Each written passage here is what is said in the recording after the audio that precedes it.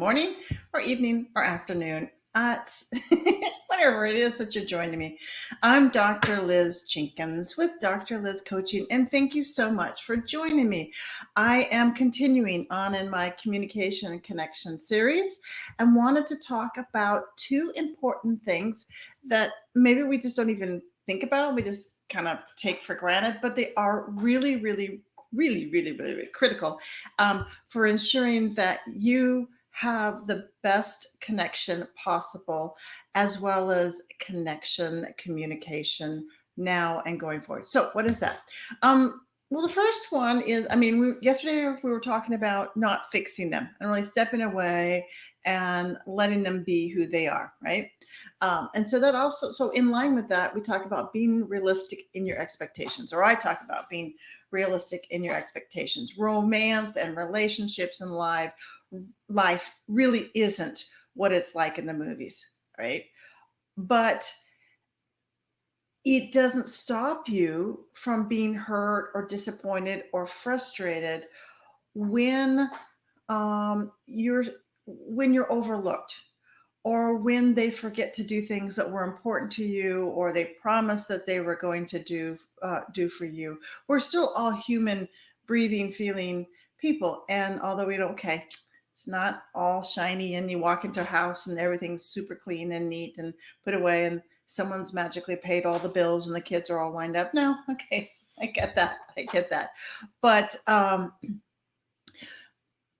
even though we have an idea of that not to expect that, when we walk into the house and it's dirty, or we go into our partner or spouse's office and we see a stack of bills, or we get something in the mail that says, hey, we're late on paying something, it doesn't mean we are these robots and don't have feelings or opinions or expectations about some of those things. So it is important, really is important, for you to acknowledge the things that are important to you. Take a look at your expectations. Is it realistic? All right. Is your expectation that they pay everything on time realistic if you guys are running on a budget that is always in the negative? And so they're having to do a juggling of paying the bills, or if they are struggling with multiple heavy things going on, is it realistic to expect them to still show up doing all the things that they used to do? I see this a lot in couples that are starting to have children, and before children, and maybe before a home or an apartment or something like that, the one or the other really had a lot of responsibilities, a lot of the chores, a lot of the duties, and then you add a child into the mix, and these folks are crashing and burning. They're still trying, but if the relationship doesn't step back and say, is this really realistic for you to be carrying all these things? How do I step in? What do we set aside? We're going to have a lot of hurt, a lot of resentment, and a lot of things dropping through the cracks, right? If you're a spouse that has super high expectations, and when your partner walks through the house and maybe forgets a couple of the things that you feel are the only way, the right way, maybe it's time for you to step back in your expectations. Say, hey, am I a little rigid? Am I a little too much these days? Right? Have some healthy conversations around that. Do they feel like they're happy with what is expected of them, their roles or duties? Do they feel that it's sort of even Steven, and nothing's ever even Steven, but we want to start getting that sense of that gestalt of, like, does it feel like we're a team, an equal team? And is our perspective and our reactions to these little oopses appropriate? Along that line, we want to appreciate the wonderful things, the great things, and the small stuff. And so we can actually sort of balance out the hurts and the disappointments or the frustrations in our expectations if we feel like we're being acknowledged.